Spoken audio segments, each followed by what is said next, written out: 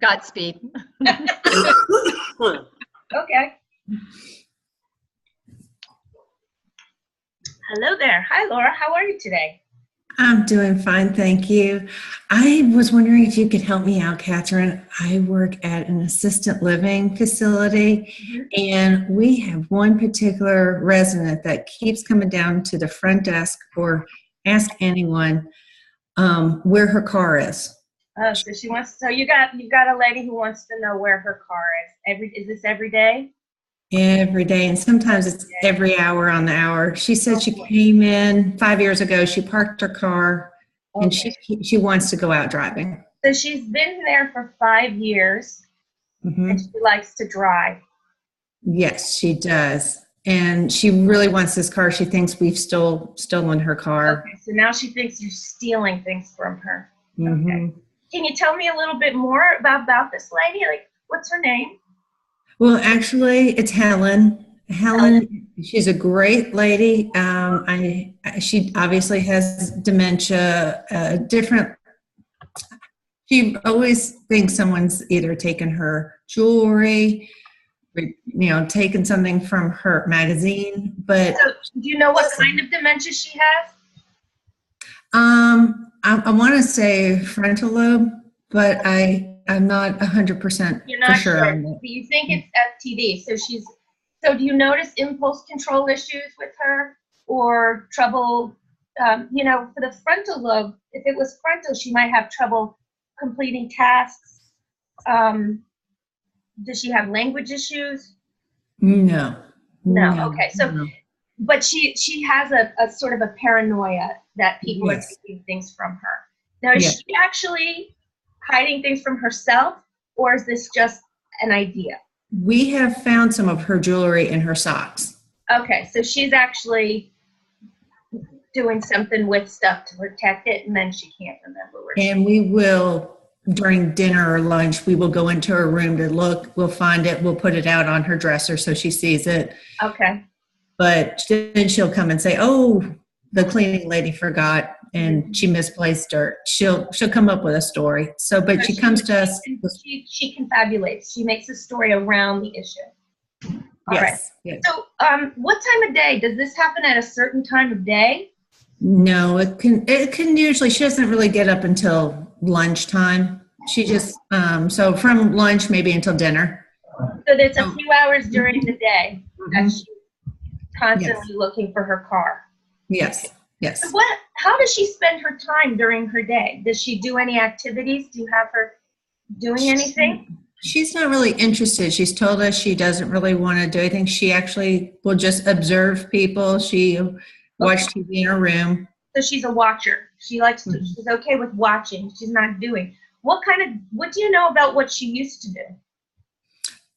She used to be a banker, I believe. I think that she worked and she's a pretty smart lady. She told me she was the only lady who graduated from her from her college.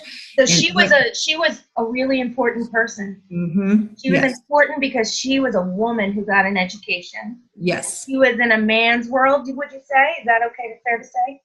That's very fair to say, yes. So she was a banker at a time when there weren't so many women involved in banking. Exactly. So how much does she take care of? So does she do anything that's meaningful during her day?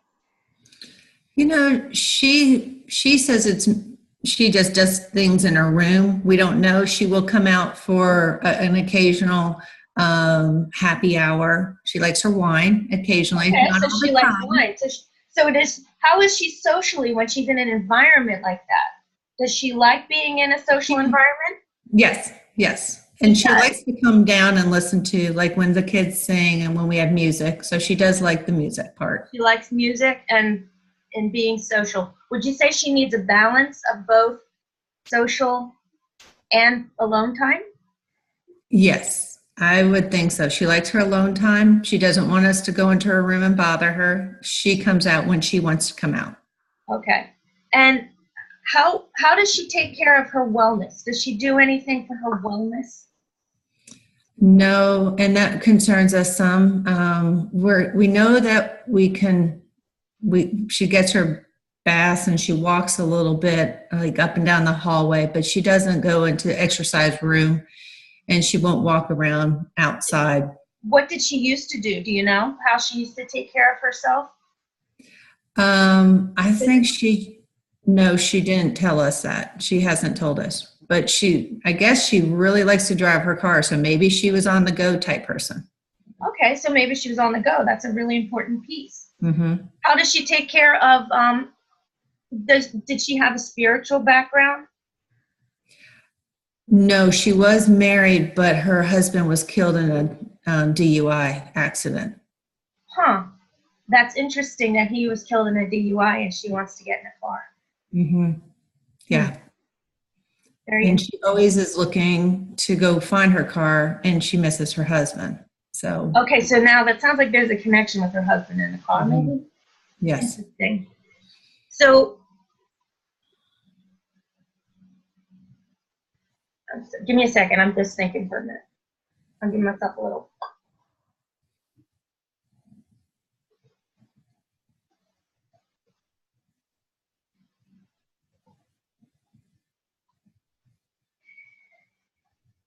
I'm wondering if this is more about how she spends her time. Okay. Or if it's the environment that she's in. Or do you think it's something else? Well, I will tell you, she told me she has a crush on her doctor, and her doctor and her are getting married. She wants me to be her planner. I'm just a receptionist. And I was like, okay. So I took it upon myself to look up this doctor's name. And actually, I found out he died 3 years ago. So she remembers him being her doctor, but he died. So, and we don't know how to tell her. And she's planning this wedding. She needs her car to go get the wedding information. Okay, so here's what I'm hearing. I'm hearing this might be maybe more about the stakeholders because it sounds like maybe there's an unmet need there. What do you think? Is it more stakeholders or time we could look at least for now? It is interesting. I know that her family doesn't come and visit her much, so maybe she's missing her family. So maybe this is about stakeholders who's invested in her. Mm-hmm. Because I've heard you say she looks for her husband. Mm-hmm. She wants to marry this doctor, and then she doesn't have anybody come and spend time with her in a meaningful way. Right. In a close relationship. Right. So what do you think? What do you think we might want to explore? People she's around? Yeah, I think just being interactive with her would be good. Okay, so do you think the unmet need might be more? Okay, let's look at the unmet needs. Okay. Emotional needs. Mm-hmm. Because she's seeking. So it's angry is usually hiding the other ones. Okay. There's sadness. Mm-hmm. There's lonely. Or it's abandoned or trapped. Same one. Right. I see. Abandoned or trapped. Mm-hmm. Well, knowing she's lost her husband. Bored. And knowing her family doesn't come to visit her very often. And we try to get her to do activities. And we try to get her out. And we interact with her when she is out and about. But how meaningful are they? The partnerships. Wow. I guess just surface talk, and sometimes we get more in depth. Like, what did she do? Tell me about her times in school. Mm-hmm. But then again, I have to talk with so many other. Maybe I don't give her enough time. And yeah, so sometimes giving her enough time to process. Also, how much language is she able to use? Okay. Well, she does sometimes go back and just keeps repeating herself occasionally, you know, and that's fine. I mean, obviously, I just want her to interact. So what I'm hearing is the people that she's looking for are people that she would have an intimate relationship with. Mm-hmm. That she wants to be with someone. Does that sound? It does. I think she just wants to be, because when she's out and about, she's just watching people. So maybe she's just want to interact. So what do you think, how might you shift your interactions or talk to some others in the environment to get a more intimate, knowing who she is and how she interacts? Do you ever notice her having, whether it's sitting and spending time or holding hands or just sitting next to? Does she have any, have you noticed anything like that engaging her? No, she doesn't hold hands with anyone. She doesn't interact. She'll talk occasionally with the people around her, but I think she wants that She wants it. a relationship with maybe a close friend or something. A close friend. So if she comes to the front desk every day, Mm-hmm. I'm wondering if that's something we can look at, if that's somewhere she goes. Is there something we could do there, do you think, to get her, instead of thinking about getting to the car, thinking about what maybe, Right. you think it's that or somewhere else you could think about making a shift? Well, I know she likes our homemade muffins and cookies and a Coke with a straw. So I always actually redirect her in a nice way and walk her back to the cafe with what her, to me, her wants, which she really likes, and does the interaction she really appreciates. So she appreciates you taking her to the cafe. What happens when you get to the cafe? Well, her mind is now on the cookie and the muffin and the Coke. So she Is there doesn't by really. herself or does someone sit with her? You know what? I talked to her for a little bit because I can watch the desk, but actually, the people are coming and going from outside on the courtyard. So then she kind of likes to look at that, and the TV is on. So that interaction with just seeing people, she enjoys. I do talk to her some, but I can't be away from the desk that long. So that's very interesting that she brought that correlation up. I think it's just give her a little bit more time, not just brush her off.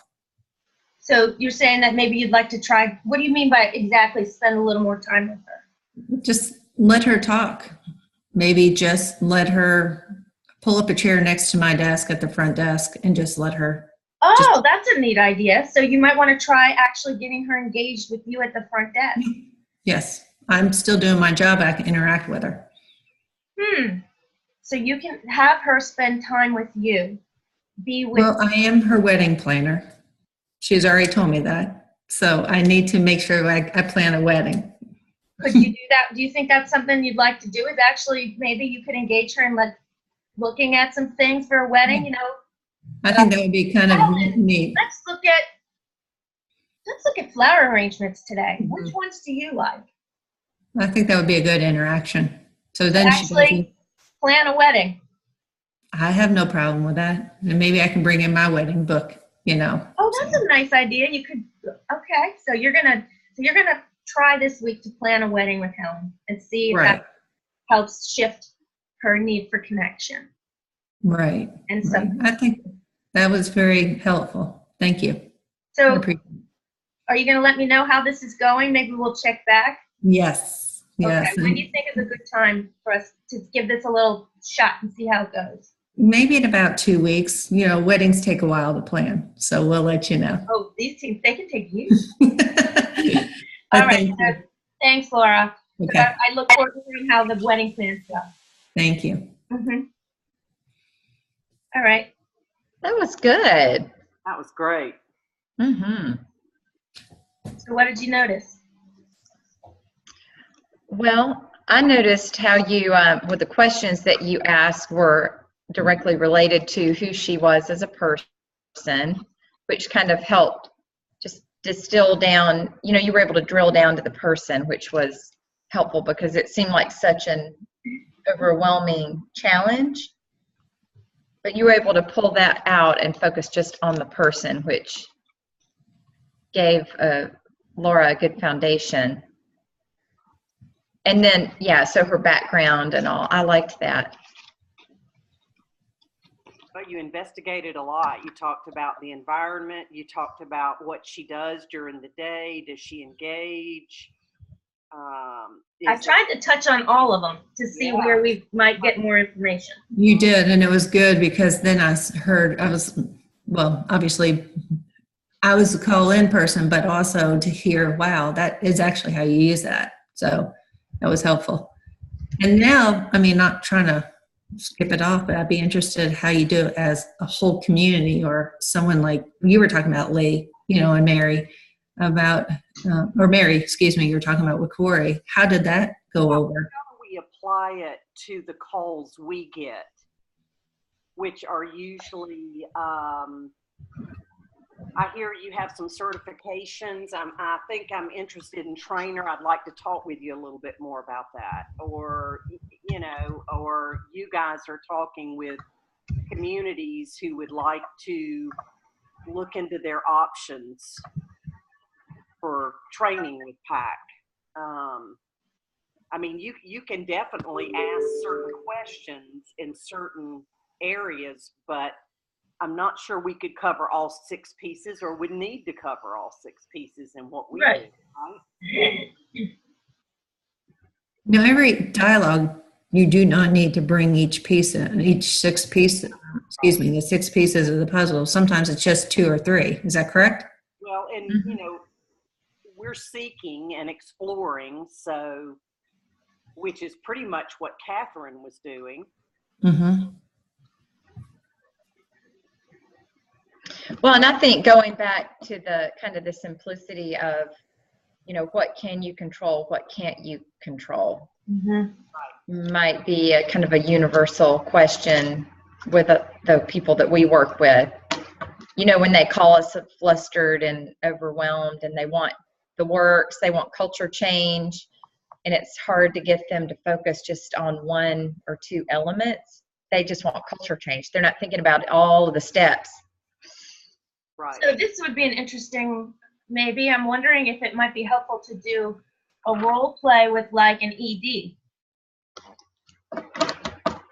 or a director of nursing who's like, my ED is on my back because we've had an uptick in Jerry psych admissions and, staff Overtime? staff turnover. Oh, turnover. Yeah. Because nobody wants to work with these folks because they hurt them, they don't comply, they have aggressive behaviors, and we heard about this Teepa Snow stuff and that it can be like, the dementia whisperer kind of effect. Say that again, I missed that. I said, we heard about this Teepa Snow stuff, the dementia whisperer effect. Oh, yeah. I like that. Thank you. Yeah, we want to know more about that positive approach stuff. Mm-hmm. With Tepa. So, yeah. How many times do you say, this is an outside, I'm always like, I'm calling from teepasnow.com. I'm like, what? Who? Tepa. Tepa is all sometimes I've called her Tepa. I'm like, oh, wait. It's only because when you hear it 5 times and you tell them Teepa, you just start doing it. So I'm wondering, though, if it might help to do a role play when it is somebody who's got this huge problem, and how can you help them pick out which piece of the puzzle to focus on? Because is it really the stakeholders? Is it the environment they're in? So what do we have to offer for them to try first? Yeah. Any thoughts? who wants to role play next? Well, I'm trying to still wrap my head around how it applies to who we're talking to. I get it much more in the exercise Catherine just did.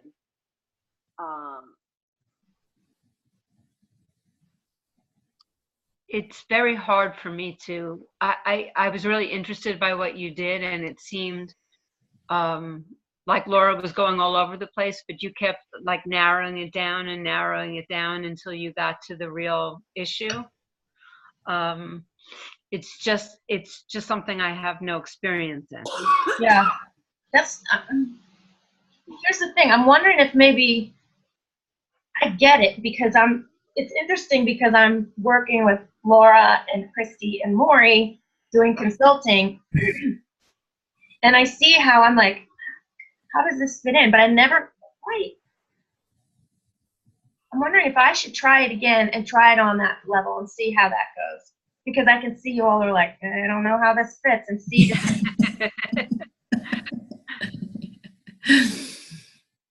Lee, You're muted. Oh, thank you.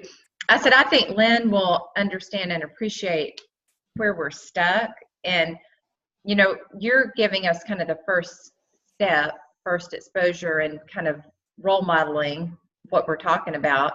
And then the time with Lynn will be well spent because she can just take it maybe to the next level or offer some insight.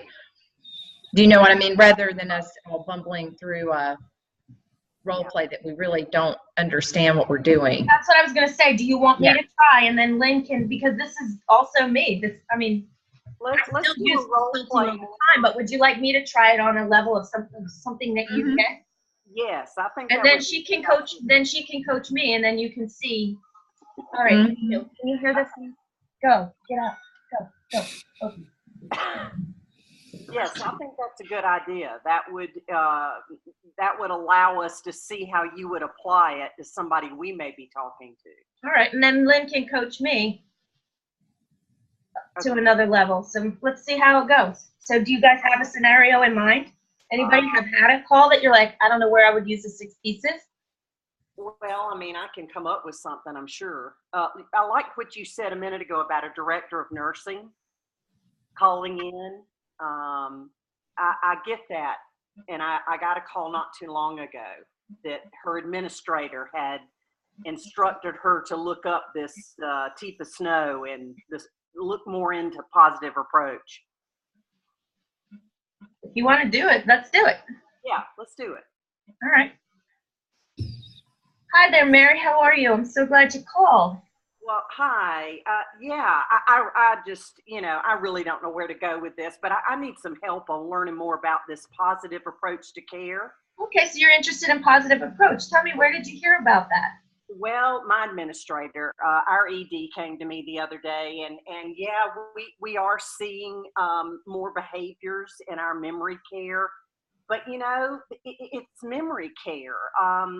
There are behaviors there. They have dementia, so she just feels that we're not. She actually even said we're not handling things she feels in the best way, and she wants me to. I'm just doing it the way I've always done it. And I just, I don't know. I'm just trying to come up with some solutions to satisfy her and, obviously help my staff. Okay, Mary. So what I'm hearing is that your administrator, is that your ED you said? Yes. Your ED has come to you and noticed that there's been a change in behaviors or an uptick in behaviors.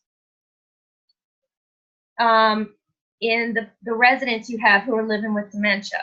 Did I hear that correctly? That is correct. And that she wants you to do something differently. Well, yes, okay. Pretty much. In a nutshell, yes. So tell me a little bit about what it's like in your unit that you have. Tell me a little bit how it's set up. Physically set up, or how's it set up? How does a day run there? Okay, well, we have, let's see, I think we currently have 17 residents. Okay, 17. There's definitely more females than males. Okay, more females. It's, we try and keep them busy. Our activities director is really good with that. She comes in and does planned activities. Okay, so you have your residents have planned activities throughout the day. For the most part, yeah. We seem to engage them more in the mornings, and then they come in the afternoons and do things with them. So what kind of staff do you have there? What's sort of the ratio of nursing to CNAs? We have one, I think it's about 1 to every 3 residents. Ooh, that's a nice ratio. Yeah, it is. It is. But my Very- girls seem to really be getting, some of them are really getting frustrated. Turnover's pretty great too. Okay, so you're having a problem with turnover. Yeah. What do you think is behind that? Well, I just think they're getting better offers. I just think they're, they're going places where they can excel or get better pay, or some of them just seem not to like working in memory care. Okay, so there's a lot going on there. It sounds like it could be the pay, could be the environment that they're working in. Yes. All right. So your executive director had you call us. What was her idea about what she thought maybe would Well, be I helpful? think she had a friend of hers who just went to a TIPA event, and what she really liked about what she heard is TIPA has this so-called, I can't remember what it was exactly, some techniques that she introduced, and Positive physical approach maybe, and hand under hand. Do any of those things? yeah, that hand under hand thing. Yeah. Hand under hand. So what do you know about hand under hand? Don't really know anything about it. Would you be interested in learning a little more about it? If it's going to help, absolutely. I mean, is that something that is real important in what y'all do? Is it Yeah, it's. If you have a minute, would you mind if I share with you just a tiny piece of what positive approach is about? yeah, that'd be good. That would Okay, so positive approach, what we do with positive approach to care is we have a few techniques that we use that help us make a connection with a person living with dementia and with each other. It's about the relationship. And we believe that the relationship is more important than a task or an agenda to getting something done. So what we do is we have techniques that help us get connected with another person. And then we have so that's called a positive physical approach, is we have ways of understanding how to get connected in a positive way. And then that can lead into some folks later in their journey of living with dementia.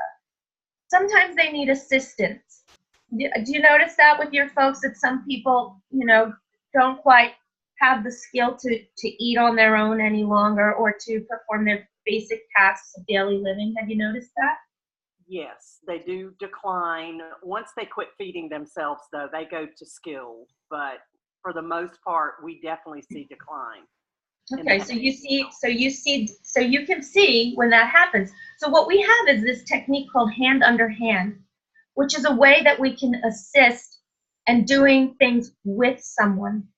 So it's a way that we hold their hand where we maintain skill. Like our skilled fingers can hold a spoon, or hold a glass of a cup of water, or can help unbutton or unbuckle or put on or take off.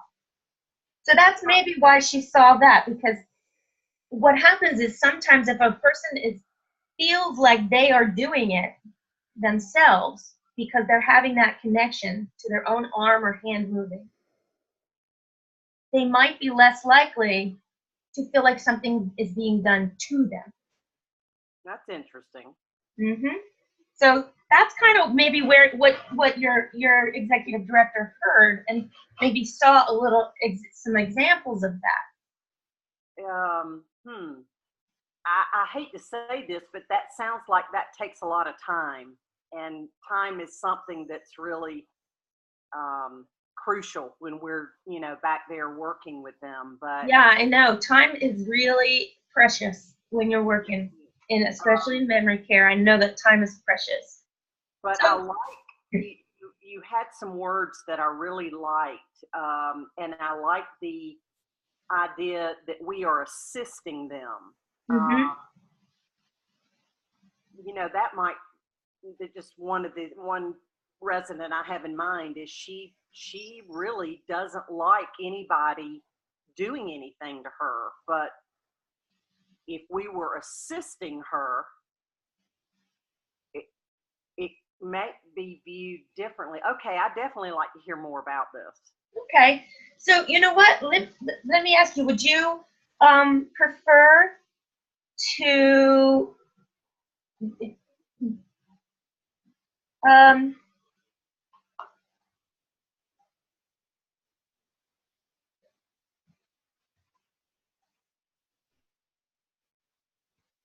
You know, because I get what you're saying. see, what I'm hearing here is I'm trying to figure out for you, it's sounding like this might be about the stakeholders, that your ED really wants something to change, but you might want something to change as well. Or is this about, are you under a time crunch? Like, you've got to do something now.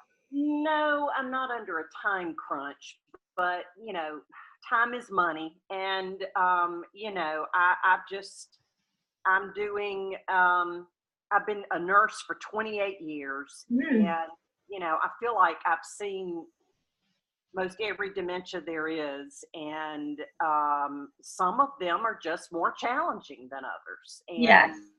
you have to recognize that, and maybe, you know, work around certain things that you know are gonna, you know, there's like it's gonna tick them off, or but if you're talking about relationships and skill and assisting, I mean, I've never even seen this Teepa Snow person. So can you send me something maybe that I could take a look at, or? Sure. So it sounds like right now, maybe you just want to seek more information. Is that what I'm hearing? You want to get some ideas about our services, or do you just want to know more about what Well, we do? you know, not to sound crass, but I don't know if I will learn a lot from this, but I really would like to see it utilized so I can wrap my head around it, exactly what she's talking about, and how these techniques work, and basically what, you know, your TIPA has to offer in the way of how we change what we're doing. So how about this? I wonder if it sounds to me like you're just interested in getting a sense of what we do and how this works, and maybe seeing a little bit of it in action. Does that sound accurate? Yes, that would be very helpful. So would you prefer that I send you literature or maybe some video links? Oh, video, definitely. I like to see it, and yes, video would be good. Now, if you have a breakdown, I mean, I assume that you guys do trainings, right? Do you? Oh, yeah, we have all kinds of, we have multiple layers and all kinds of different trainings. Yeah. Well, you know, what would be probably better is let me get my head wrapped around the actual model of care that you present. Okay. And then maybe we could talk more about the options you offer. Great. So, Mary, how about this? I'll send you some video links that give you some of TIPA. How about this? Maybe explaining a little bit about brain change and about some videos of how she uses positive approach or positive physical approach and hand under hand to, so you can see some demonstrations of how that works and what kind of changes that can make.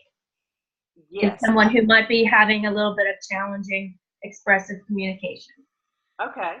That would be good. And then maybe we can talk next week. Does that sound all right? Next week. Yeah, I could probably make that happen. All right. So I'll email you. And would you prefer to make that time now, or would you like to just give it a little time? Let me. That way, I'll have your info. So when you send it to me, let me check my. I don't have my calendar in front of me. I'm not sure what we've got going on next week. All right. So we'll do that. We'll do that by email. Sounds good. That'd be great. All right. Thank you, Mary, so much. Thank you. Okay. It's not easy. No, it's not. And I was trying not to hit you too hard with some things, but still, but we accomplished what we needed to. And yeah, I can see it's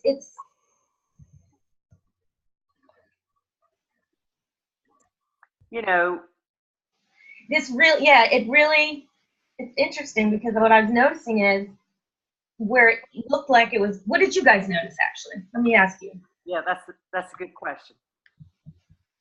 I noticed that you can get in the weeds really quickly when we're trying to cover these pieces.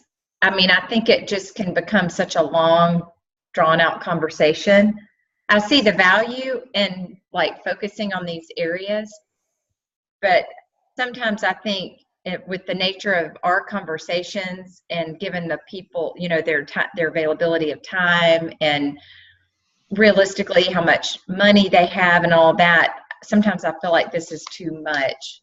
I agree. It's Did almost that seem like too much? Our conversation? It did. I thought it was a beautiful conversation and can be valuable, but I did feel like that was just like the tip of the iceberg is the way it felt. Like there was still another follow-up and, you know.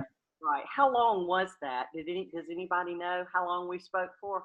I think that was like 10 or 15 minutes. Okay. Yeah, I'm with Lee. That's why I say I tried not to be too stiff a DON, but it's almost like we need to kind of cut to the chase because they're calling us for information. And instead of giving that information, it seems like all she's doing is asking me a bunch of questions. So, Yeah, this is a really interesting conversation because how long do your calls normally take? 30 minutes, I'd say on average. 30 seems to be the good average. If I get an extrovert on the phone, we're going to go 45. The other day we went an hour, but it was an awesome conversation and I let him just go with it. So yeah, 30 minutes seems to be, and some people I'll ask, so how much time do you have right now? And they might say 15 minutes and I'll go, ooh, okay. Yeah, but Laura, you're muted. Oh, about kind of cutting to the chase, you know, it is kind of like you got to get to that next step, not just another soft step that requires our time and follow up. Then they've got to look at it and get back to us, or we reach out to them. It's like you want to get to a next concrete, you know, like here's the proposal, here are the 3 options, you know, that kind of thing. Right. See, now I'm coming from a different point of view, is I'm not in sales. Really. Well, and I can understand. I'm not in services sales. Right. I think these are 6 pieces of puzzles, great one-on-one almost. You know, to talk to them because, and they are good. I have used them in our conversations to try to get a little bit more information so that I can help them along. But they sometimes linger, you know, our conversations. Notice which pieces were coming out there? Which pieces were sort of starting to... Stakeholders definitely is a big one. The environment. You were talking about the environment of the people. Trying to see what the environment was like. Person being who you're supposed to Somebody's got an alien in their house.